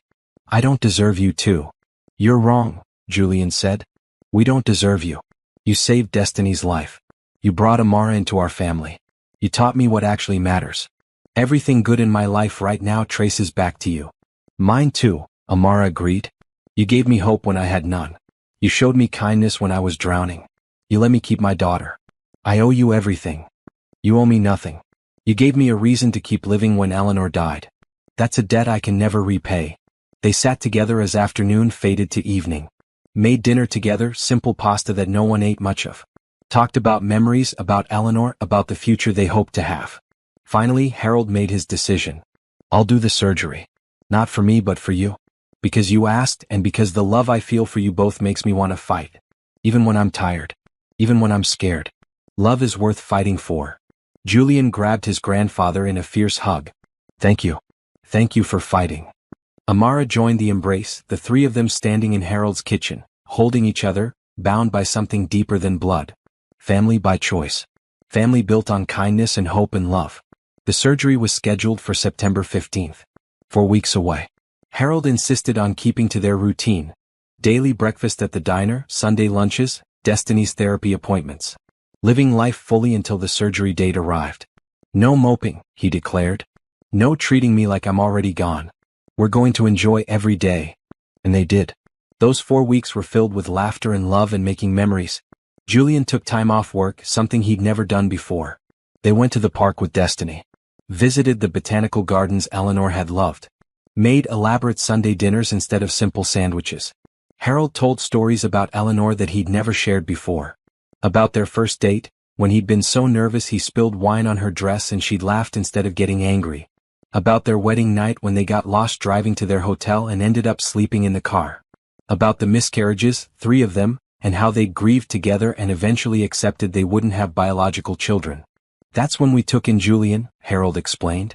Your parents had just died and you were so angry at the world. But Eleanor saw through your anger to the pain underneath. She loved you immediately. We both did. Julian wiped his eyes.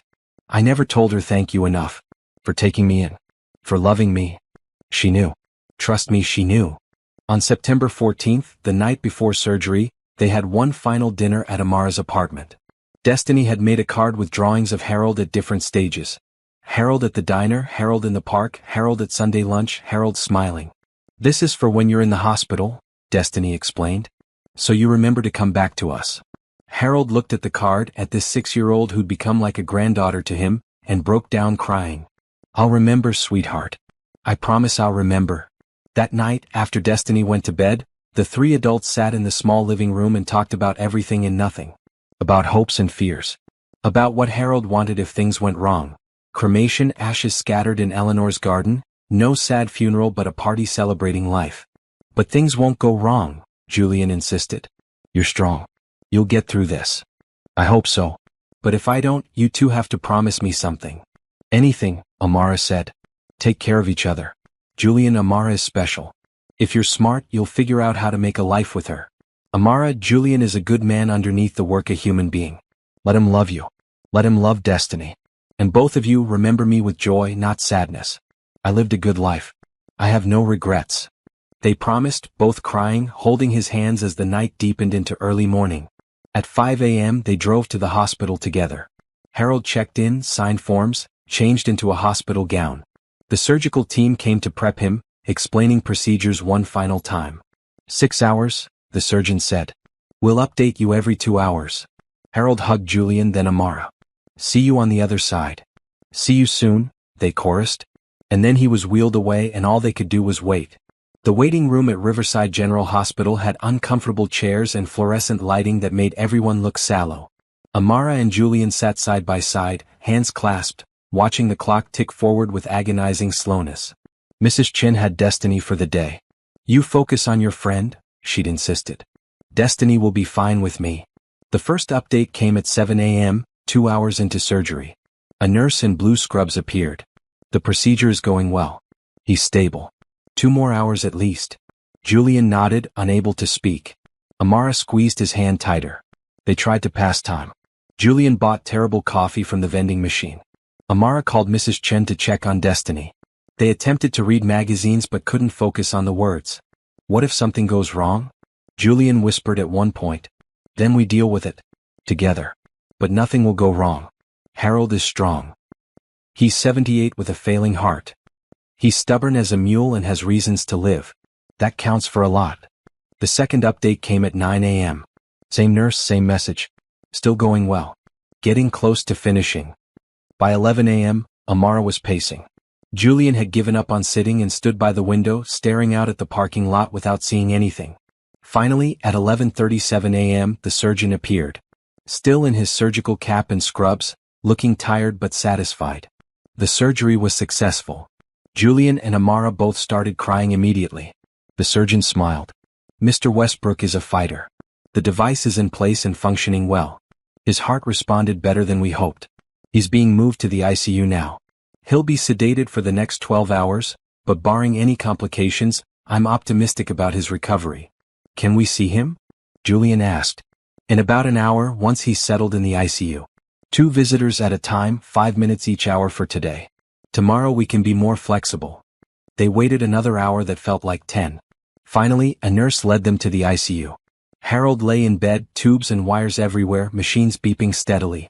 But his chest rose and fell in a regular rhythm, and his face looked peaceful. 5 minutes, the nurse reminded them. Julian approached the bed first, taking Harold's hand carefully. You did it, Grandpa. You made it through. Harold's eyes were closed, but his fingers twitched slightly at Julian's touch. Awareness even in sedation. Amara stood on the other side. Destiny made you a card. We'll bring it tomorrow. She's waiting to see you. They stood there, silent, grateful, until the nurse indicated their time was up. The next 3 days were tense. Harold remained sedated while his body adjusted to the device. When they finally woke him on day 4, he was confused and in pain but alive. Did it work? His voice was raspy from the breathing tube they just removed.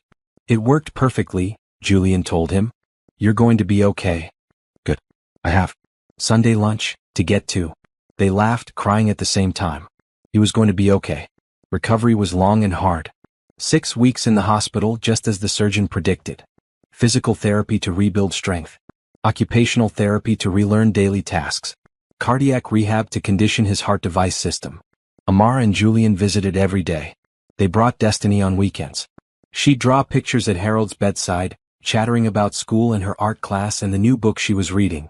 You're getting so big, Harold said one Sunday, his voice still weak but growing stronger. I'm 7 now. Had a birthday. You missed it. I'm sorry, sweetheart. We'll celebrate when I get home. Promise. Promise. By mid-October, Harold was moved to a rehabilitation facility. By November, he was strong enough to come home with home health services. By December, he was walking on his own, though slowly. And on Christmas Eve, he insisted on coming to Sunday lunch at Amara's apartment. It was the first time in 3 months. The apartment was decorated with dollar store ornaments and a small artificial tree Destiny had helped set up. Not fancy but festive and full of love. Harold arrived with Julian supporting one arm and carrying shopping bags with the other. Santa came early, Harold announced. He bought presents for everyone. A new winter coat for Amara, since he'd noticed her old one was worn. A deluxe art set for Destiny with paints and canvases. And for Julian, a photo album filled with pictures of him as a child with his parents, and then with Harold and Eleanor. I found these in storage, Harold explained. Thought you should have them. Julian paged through the album, tears streaming down his face. Thank you, Grandpa. Thank you for saving my life. Both of you. I wouldn't have fought without you. They ate dinner together, the 4 of them crammed around the small table. Ham that Julian had brought, sweet potatoes Amara had made, rolls from the bakery. Destiny chattered about her school Christmas program where she was an angel. I wore a white dress and wings and sang songs. I wish I could have seen it, Harold said. Mama recorded it on her phone. We can watch it now.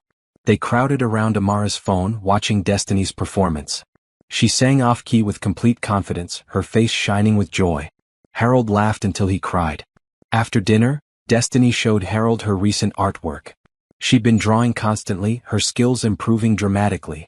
You have real talent, Harold told her. Real talent.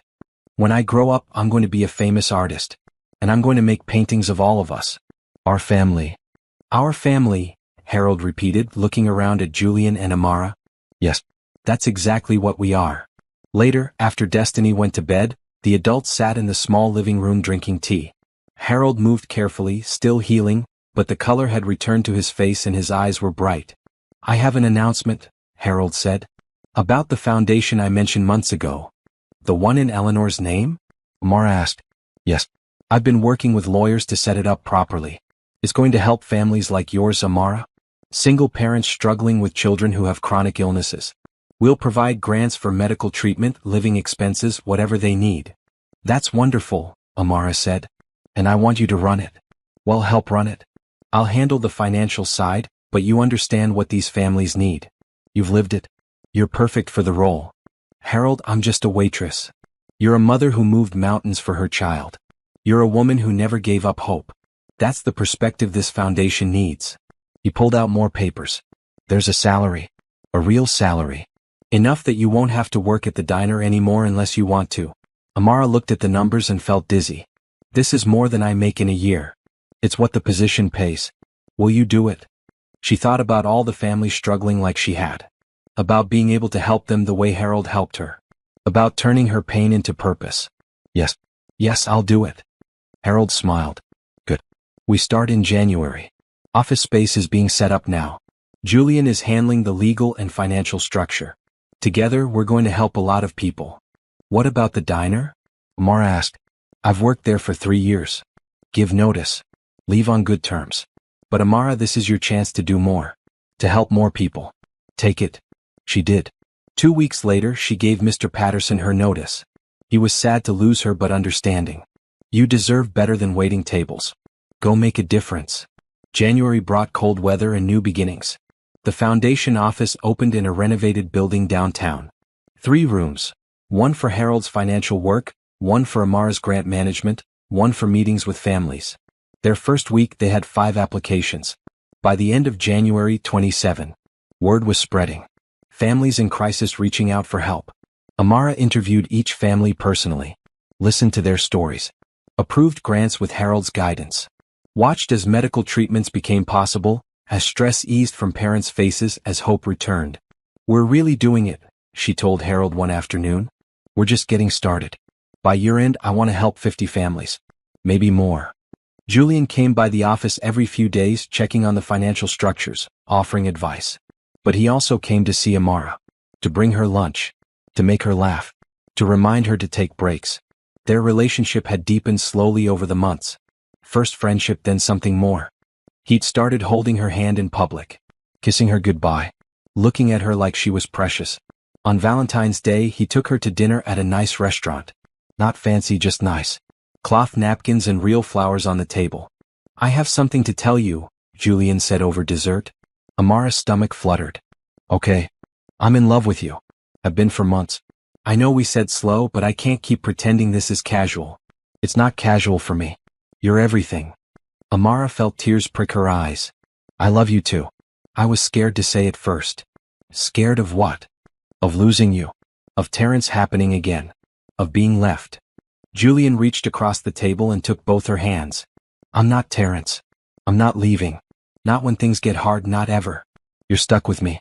You and Destiny both, if you'll have me. Destiny adores you. And I adore her. And I adore you. He pulled a small box from his pocket. I know it's fast. I know we've only been together 6 months. But I've never been more sure of anything. Marry me, Amara. Let me be your husband. Let me be Destiny's father. Let me spend the rest of my life proving I'm worth your love. Inside the box was a ring. Not huge and ostentatious, but beautiful. A sapphire surrounded by small diamonds, the band platinum. The sapphire matched your eyes, Julian explained. At least that's what the jeweler said. I just thought it was beautiful. Amara was crying openly now. Yes. Yes, I'll marry you. Julian slipped the ring on her finger, then pulled her into a kiss that made the other restaurant patrons applaud. They told Harold the next day at Sunday lunch. He'd regained enough strength to cook, and had made a roast with vegetables. Destiny helped set the table, chattering about her upcoming art show at school. We have news, Julian announced once they were seated. Harold looked up sharply. What kind of news? The good kind. We're getting married. Harold's face broke into the widest smile Amara had ever seen. Finally. I was wondering when you'd ask her. You knew I was going to? Boy, I'm old, not blind. You've been carrying that ring in your pocket for 2 weeks. I saw the box outline. They all laughed. Destiny looked confused. What does married mean? It means Julian is going to be part of our family forever, Amara explained. Would you like that? Destiny considered seriously. Will he keep bringing cookies on Sundays? I promise to bring cookies every Sunday for the rest of my life, Julian said solemnly. Then yes, I like it. They set the wedding for June, 6 months away. Small ceremony, immediate family and close friends only. Mrs. Chun was invited, along with the diner staff, Destiny's doctors, and Harold's lawyer who'd helped set up the foundation. Spring brought warm weather and blooming flowers. Destiny's health remained stable. She'd been off intensive treatment for months, just on maintenance medication and monthly checkups. Harold continued growing stronger. He'd never be fully healthy again, but the device gave him energy and mobility. He came to the office every day, managing the foundation with sharp attention to detail. The foundation helped 38 families in their first 6 months, provided over $200,000 in medical grants, changed lives, built hope. In May they held their first fundraiser, a dinner at a local hotel inviting donors and families they'd helped.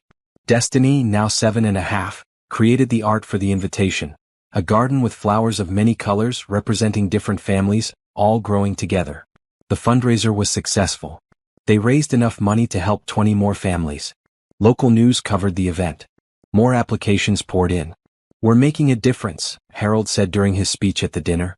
Eleanor would be so proud. She always believed in helping others. This foundation is her legacy. But it's also Amara's testimony. It's Julian's redemption. It's Destiny's hope. We're all in this together, building something beautiful from our experiences with pain and loss and love. The audience gave a standing ovation. The wedding took place on June 15th in the Botanical Gardens where Eleanor's ashes had been scattered. Small and intimate just as they'd planned. Destiny was Flower Girl, wearing a bright maroon dress she picked herself, scattering rose petals with theatrical flair. Harold walked Amara down the aisle. He moved slowly using his cane, but his face was radiant with joy and pride. "Eleanor would have loved you," he whispered before handing her to Julian. "You're the daughter we never had." The ceremony was simple. They wrote their own vows. Julian promised to cherish Amara, to be a father to Destiny, to choose love over fear every day. Amara promised to trust him, to build a life together, to believe in their future. When the officiant said, "You may kiss your bride," Julian pulled Amara close and kissed her deeply, and Destiny yelled, "Yay!" And everyone laughed and cried at the same time. The reception was in the gardens, under white tents strung with lights. They ate barbecue and danced on grass. Destiny taught Harold a spinning dance she'd learned in school. Mrs. Chin cried happy tears. The diner staff teased that Amara had moved up in the world. "Moving up would be forgetting where I came from," Amara said. "I remember every moment. Every struggle. Every person who helped. That's what makes this beautiful." As the sun set, painting the sky orange and pink, Amara stood with Julian's arm around her waist, watching Destiny dance with Harold, both of them laughing. "We did it," she said to Julian. "We built something good." "You built it? I just had the sense to join you. We built it together. All of us. Harold's kindness, your willingness to change, Destiny's strength. It all matters." 6 months later, in December, the foundation held its year-end celebration. They'd helped 63 families, provided over $500,000 in grants, changed 63 lives directly and countless more indirectly. Harold stood to give a speech, and Amara noticed he looked tired. But happy. So happy. "A year ago I was dying," he began. "Not just from heart failure but from loneliness and grief. I'd lost my wife. I'd lost my purpose. I was going through the motions of living without actually being alive. Then I walked into a diner and met a waitress who showed me kindness, who listened to my stories, who cared about an old man she had no reason to care about. That kindness saved my life. It gave me a reason to fight, a reason to have heart surgery, a reason to keep going. From that one act of kindness, look what grew. A foundation helping families. A family built on love rather than blood. Hope where there was despair. This is what happens when we choose kindness.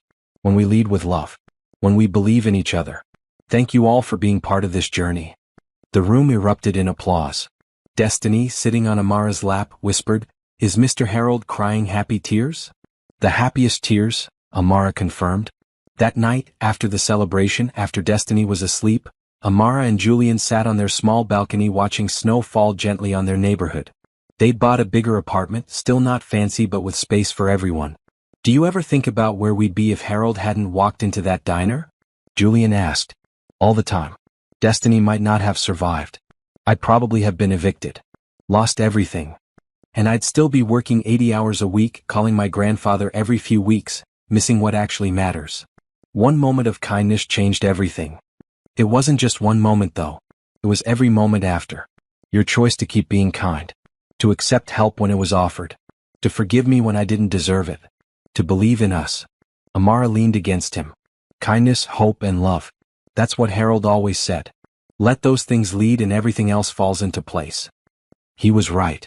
They sat in comfortable silence, watching the snow, thinking about the year behind them and the years ahead. About Destiny growing up healthy and strong. About the foundation expanding to help more families. About Harold's continued recovery. About their marriage still new but solid. About how a simple act of kindness had rippled outward, touching so many lives, creating beauty from struggle, hope from despair. And in the morning they would wake up and do it all again. Keep showing kindness. Keep spreading hope. Keep choosing love. Because that was the only way forward. The only way that mattered. Together they were building something beautiful. One kind act at a time. Don't forget what really matters in life. Sometimes it's the smallest acts of kindness that create the biggest changes. Has anyone ever helped you in an unexpected way? Tell us your story in the comments and remember to subscribe for more heartwarming stories like this one.